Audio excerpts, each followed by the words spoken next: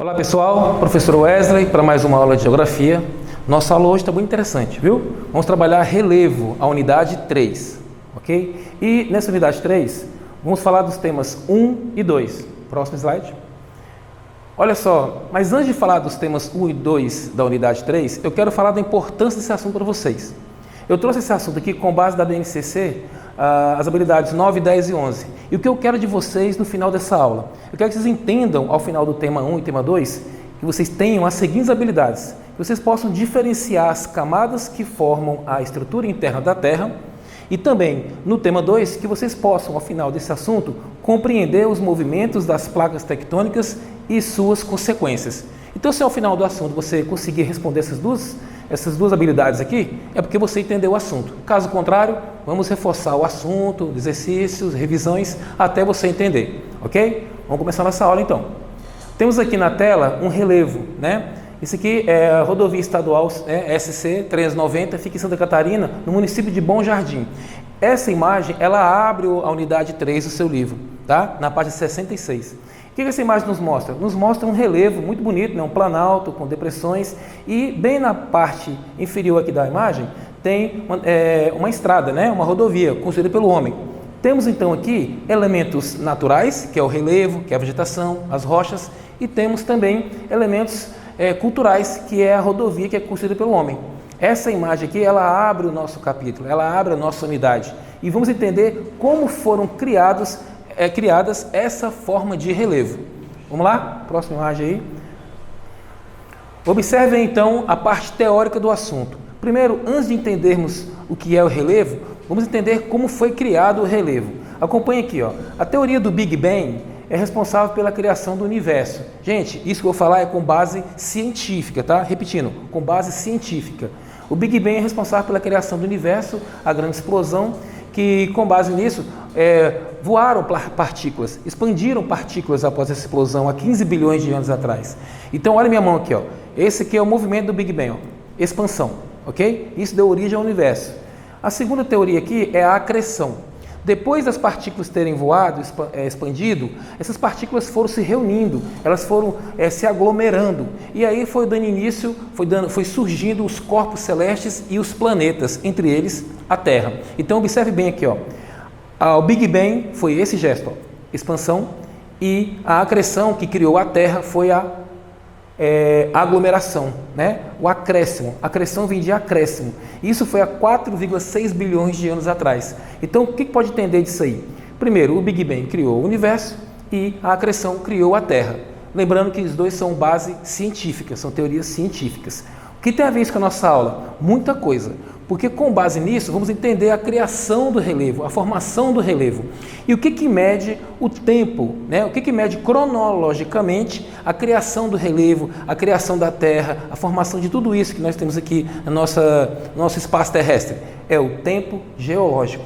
Então, quando se mede o tempo de criação da Terra e da formação do relevo, nós medimos esse tempo pelo tempo geológico.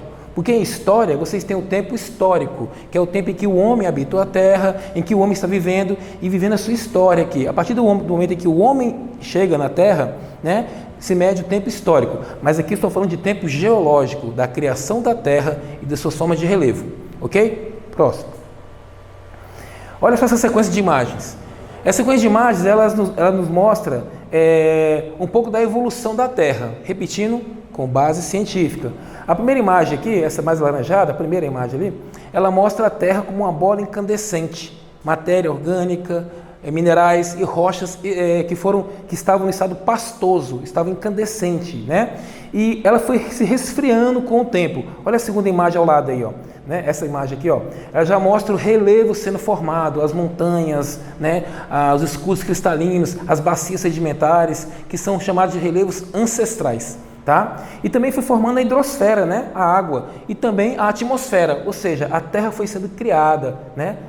Aí, na seguinte imagem aqui, nós vemos aqui a formação da vida humana, na formação dos seres vivos, né? No caso aqui, seres microscópicos, né? As algas marinhas, né? Os seres invertebrados. E aí, a sequência de imagem vai mostrando a evolução desses seres. A Terra vai começando a ser composta pela sua litosfera, atmosfera, né? E foi chegando à biosfera. Percebe que nessa imagem aqui, ao meu lado, ela já mostra os seres evoluindo, os répteis surgindo, a mutação dos seres, tá? Isso foi entre o período arqueozoico e o período paleozoico. Nesse momento, quem chega na Terra? Os dinossauros que surgem no período Triássico. Aqui no período Mesozoico, os dinossauros chegam no período Triássico e vão até o período Cretáceo, quando eles entram em extinção. Quando os dinossauros entram em extinção, nessa próxima imagem aqui, aí os mamíferos gigantes tomam conta da Terra. A Terra é habitada só por mamíferos gigantes, mas ela já oferece atmosfera, biosfera e hidrosfera, tá? E a litosfera, que é a crosta terrestre. E aí, na sequência, os animais, os mamíferos de grande porte, eles entram em extinção, porque entra em cena o homem. Já no período Cenozoico, o homem chega na Terra, ele ocupa a Terra, ele domina os elementos naturais da Terra, inclusive causa a extinção desses animais aqui de grande porte, o mamute, por exemplo, né? E aí o homem passa a dominar a natureza. Neste momento que começa aquele tempo que eu falei, o tempo histórico, quando o homem pisa na Terra e ele começa a criar a sua história. Aí, nessa última imagem aqui, ela já mostra os dias de hoje, quando o homem constrói o espaço geográfico, quando o homem constrói as cidades e utiliza a natureza como ele quer. Infelizmente, né, com uso predatório, né, com a poluição, com o aquecimento global, mas isso é outro assunto. Então, a sequência de imagens que estão vendo aqui, daquela primeira lá, né, onde está tudo incandescente, até essa última aqui, mostra a criação e a evolução da Terra. Repetindo, com base científica. Nossa. Olha só, essa imagem aqui, ela nos mostra a Terra do interior para o exterior, né? Vocês viram agora há pouco que eu falei da origem da Terra, né? Desde 4,6 bilhões de anos atrás até os dias de hoje, e as etapas por quais ela passou. Aqui temos a estrutura interna da Terra, formada por crosta, manto e núcleo. Resumidamente falando, temos a crosta tendo ela dividida por crosta oceânica e crosta continental. A crosta oceânica seriam os assoalhos oceânicos, a parte mais profunda do oceano, tá? E a crosta continental é onde vivemos, onde cultivamos, onde tiramos o nosso sustento, né? Que é a terra, que é o solo. Então a parte oceânica é a parte mais profunda, né? E a parte continental é onde habitamos, os continentes. Além disso, a crosta terrestre, ela comporta, né, todo o relevo terrestre. O relevo da Terra está todo composto na crosta terrestre, tá? A segunda estrutura, a segunda camada aqui da Terra é o manto. O manto é a maior das camadas, né? Ele tem cerca de 2.900 quilômetros de extensão, tá? A temperatura lá varia entre 2.000 a 3.000 graus Celsius. E ele se divide em manto superior, né? Que é esse aqui, próximo à crosta, e manto inferior, que é mais aprofundado, já próximo ao núcleo. E ele é composto por magma. Esse magma que está no manto, ele é responsável por vários eventos aqui na superfície terrestre, como os terremotos, os vulcanismos, né, os abalos sísmicos também, né, e as tectônicas de placas que formam as montanhas, tá?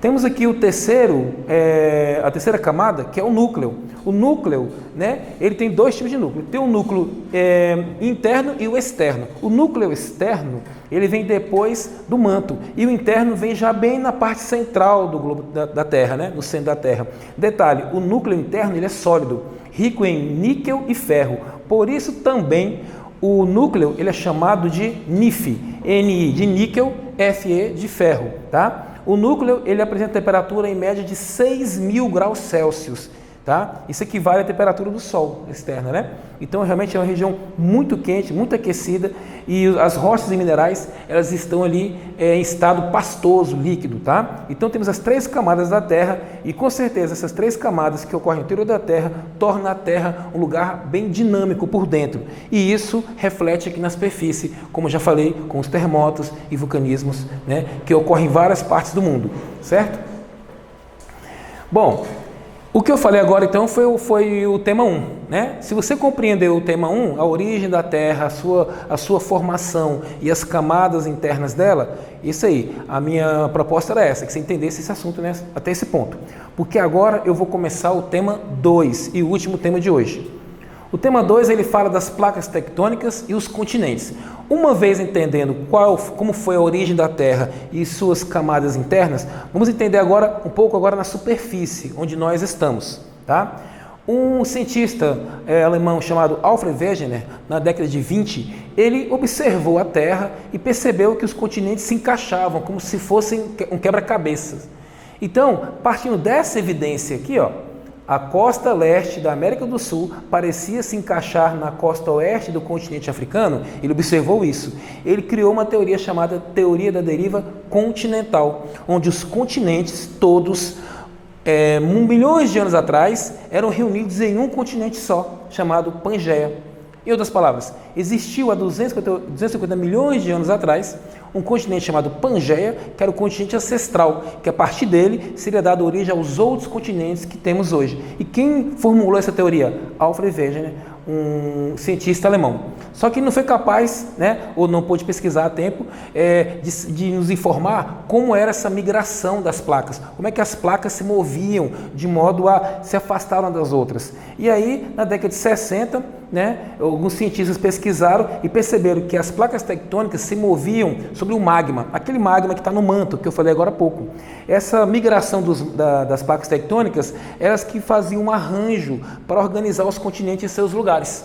Tá? E tudo isso aqui, essa teoria da deriva continental e a teoria das tectônicas de placas, nos provam uma coisa, que a Terra é um planeta dinâmico. Não só aqui onde estamos na superfície, mas também no fundo da Terra. E isso compromete um ao outro. Vamos ver na próxima imagem aí, essa sequência que eu falei. Temos aqui, ó, há 250 milhões de anos existia o Pangeia, né, que era o continente único, rodeado por um oceano chamado Tétis. Há 135 milhões de anos, ele começou a ter uma divisão, né? Essa divisão dele criou dois novos continentes. Laurásia, que era composto por Europa e América do Norte, e a Gondwana, que era composto por África, América do Sul, ali a Índia e a Antártida, tá? Aí, 50 milhões de anos atrás, né, já começou a formar o que já parecia o que temos hoje, né? Os continentes já começavam a se formar, tá vendo? Já o afastamento da América do Sul com a África, já houve aqui a Antártida se afastando, a Índia já começou a procurar o seu lugarzinho lá perto da China, isso há 50 milhões de anos atrás. E atualmente temos isso aqui, ó, os continentes como nós conhecemos em nosso globo, nosso mapa mundi. O que houve aqui? De 250 milhões de anos atrás para hoje, houve uma migração, né, das placas tectônicas. Elas se afastaram, se desprenderam das outras, desde o Pangeia até chegar aos dias de hoje. Se você olhar no seu livro, você vai perceber que tem uma quinta figura aqui, que é um outro globo desse, mas não igual a esse, e sim igual ao Pangeia. O que quer dizer isso? Os cientistas dizem, né, afirmam, né, que daqui a 150 milhões de anos a Terra poderá, com esse movimento das placas, voltar ao que era antes, era um Pangeia. Mas como isso é uma estimativa, é algo que foi pesquisado, eu resolvi parar por aqui a nossa pesquisa, porque aqui temos a noção do que a Terra é hoje e como ela chegou, há quantos milhões de anos ela passou por esse processo. Reparem que é um processo muito lento, é imperceptível para o homem, é muito lento, tá? São milhões e milhões de anos. Temos aqui um outro globo, né, um planisfério, mostrando as placas tectônicas. Perceberam agora há pouco que eu falei da teoria da deriva continental e falei da teoria das placas, né? O que quer dizer isso? Que as placas se movem. Então essa figura aqui nos mostra 15 placas tectônicas. É como se a Terra, a crosta terrestre, como não? A crosta terrestre ela é fragmentada, ela é dividida, ela não é inteiriça. Por que ela é inteiriça? Por que ela não é inteiriça? Porque como o magma exerce pressão na placa, ele vai desprendendo uma da outra, ele vai partindo da placa e ela vai caçando outro rumo, né? Ela vai se desprendendo, se afastando ou se aproximando uma da outra. Então eu percebo que tem aqui umas divisões, temos 15 placas e essas placas compõem a Terra. Observe bem aqui, ó, tem essas setas que vão se unindo, tem setas que se afastam. Onde tem setas se afastando é que as placas estão em divergência, elas estão se afastando. Quando elas se afastam, abrem assoalhos oceânicos. O fundo do mar, ele libera o magma, esse magma se resfria, ele se resseca, né? E aí ele vira rocha, ele cria o relevo no oceano, tá? Além disso, temos aqui também essas setas que se juntam. Aqui é fácil, né? Quando as placas se chocam na convergência, provoca os terremotos ou a criação de novas cadeias de montanhas. Então, recapitulando, onde tem setas se afastando, divergência, abertura de assoalho oceânico, o oceano abre no fundo dele, só que o magma cobre, que ele vai resfriar, ele cobre, né? E aqui onde tem a junção das setinhas, o encontro das setinhas, é onde tem os terremotos, tá? Então aqui estão as 15 placas tectônicas que compõem a Terra, e aí essas setinhas mostram os movimentos que elas realizam. No seu livro tem uma figura um pouco mais simples do que essa, mas eu resolvi trazer essa porque ela nos dá uma noção bem aproximada do que seria a Terra por dentro e como ocorre a dilatação das placas tectônicas. Observe cada ponto aqui, o ponto 1, a matéria quente do magma empurra a placa, tá aqui nesse detalhe aqui, a placa é empurrada. Quando a placa é empurrada, ela quebra e ela cria algumas fendas. Essas fendas é por onde sai o magma. E aí pode ressecar e virar um outro relevo, ou pode sair pelos vulcões, correto?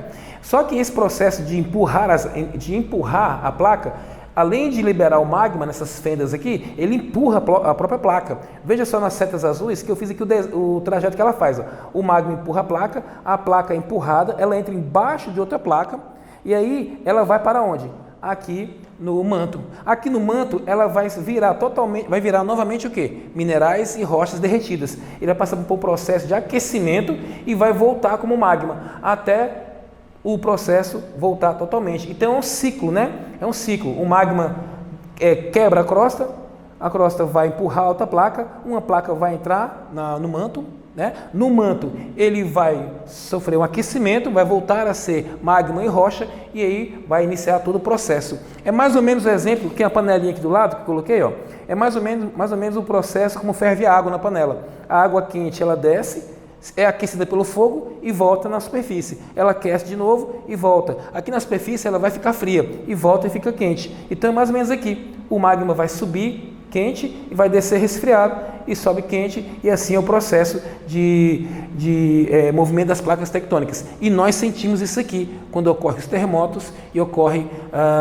os assoalhos oceânicos e os tremores de terra, né, como eu falei, e além disso as erupções vulcânicas, ok? Bom, estamos chegando no fim, tá? Já. Olha só, temos aqui agora a perguntinha: o que ocorre nos limites das placas? É uma pergunta. Vamos entender o que está querendo dizer aqui. Esse mapa já foi mostrado agora há pouco. Ele traz as placas tectônicas, né? Essas linhas vermelhas são os limites das placas. E nós temos aqui algumas figuras interessantes. A figura 1, a 2, a 3 e a 4. O que significam elas? Essas figuras, elas mostram como as placas se encontram, ou se afastam, ou se atritam. É isso mesmo. A placa tectônica, devido ao movimento que ela faz pelo magma, sobre o magma, ela não sabe o rumo que ela vai. Ela vai onde o magma levar ela. Então a placa, ela pode, por exemplo, lá no ponto 1, ela pode ter atrito. O que diz esse atrito? Quando as placas se esbarram uma na outra, elas não se chocam e nem se afastam, elas se esbarram uma na outra. E aí formam alguns lugares como a falha San Andrés, né? Tem até um filme que fala sobre isso, né? Que é uma região com grande estabilidade sísmica, onde tem muitos terremotos lá, porque ali ocorre não um choque de placas, mas um choque, aliás, um atrito entre elas. E esse atrito é o que causa esse terremoto nessa região. Isso é tão sério que está até deslocando a Califórnia dos Estados Unidos. Tá? Isso vai ter uma pesquisa interessante. O estado da Califórnia está sendo deslocado do país. É uma coisa interessante para se pesquisar isso aí, viu? Então tá ali, a falha San Andrés, ela é objeto do processo de movimento transformante. Por que transformante? Porque ele não vai quebrar, ele não vai se afastar, ele vai se transformar aquele relevo. Aquela figura 1 mostra como é que é o processo de movimento de placas transformantes. A figura 2 e a figura 4 traz o mesmo movimento, que é o de choque, né? Seria a convergência. Quando as placas se encontram, a tendência é que elas se chocam. Ao se chocar, pode formar ali, ó, na figura 2, uma placa entrar embaixo da outra. Olha que o detalhe, ó, uma placa entrando embaixo da outra. Ou então as placas podem se chocarem e soerguer. Quando se soerguem, o caso aqui do exemplo 4, pode criar as montanhas e os vulcões. Quando elas entram embaixo uma da outra, vai aquele processo que eu mostrei agora há pouco, que ela vai entrar lá no manto, vai se aquecer e vai voltar com o magma, e aí todo o processo continua. Então a figura 2 e a figura 4 trazem um movimento convergente, ou seja, são placas com choque, né? As placas se chocam, e esse choque delas pode gerar uma placa entrar embaixo da outra, ou pode uma placa chocar com a outra e soerguer. Esse soerguer quer dizer dobrar. É assim que se formaram as maiores montanhas, né, da Terra, tá? E como exemplo temos aqui, ó, a Cordilheira do Himalaia, que é a maior cadeia de montanhas do mundo, onde está o Monte Everest, né? E temos ali a Cordilheira dos Andes, que é a maior cadeia de montanhas de toda a América, tá? Então temos aqui as duas cadeias de montanhas formadas por esse processo de movimento convergente. O último movimento aqui, né, a divergente, tá? É o número 3. O número 3 aqui nos mostra outro fenômeno interessante. A placa não se choca, a placa não se atrita, a placa vai se afastar uma da outra. Esse movimento é muito comum nas regiões oceânicas. Olha a setinha aqui, ó. Aqui fica a cordilheira mesoceânica do Atlântico. Quer dizer o quê? Que no fundo do Oceano Atlântico ocorre o afastamento da placa, que é o movimento divergente, e por esse movimento libera o magma. Esse magma sai no oceano, encontra com a água, se resfria, porque a temperatura é mais baixa, e aí ele cobre o oceano de novo, compondo todo o relevo oceânico. Até cadeias de montanhas tem no oceano. Tá? Temos aqui então a figura 1, choque de placas, convergente. Figura 2, atrito de placas, na figura 1, que é divergente. Figura 2 e 4 convergente, que é o choque de placas, e a figura 3, que é divergente. Esses são os movimentos que as placas tectônicas realizam e o encontro, o afastamento ou o atrito delas. E tudo isso é sentido aqui na atmosfera. Bom, então assim encerramos o tema 1, o tema 2. Eu espero que aquelas habilidades que eu falei para vocês adquirirem com essa aula, vocês tenham adquirido mesmo, tá? Nós temos aí atividade para ser feita na página 74 e 75 do seu livro. Uma dica para vocês aí, ó, uma dica. Organize seu tempo de estudo, assista às videoaulas, atualize suas atividades no Classroom, bons estudos e até a próxima aula. Valeu, pessoal!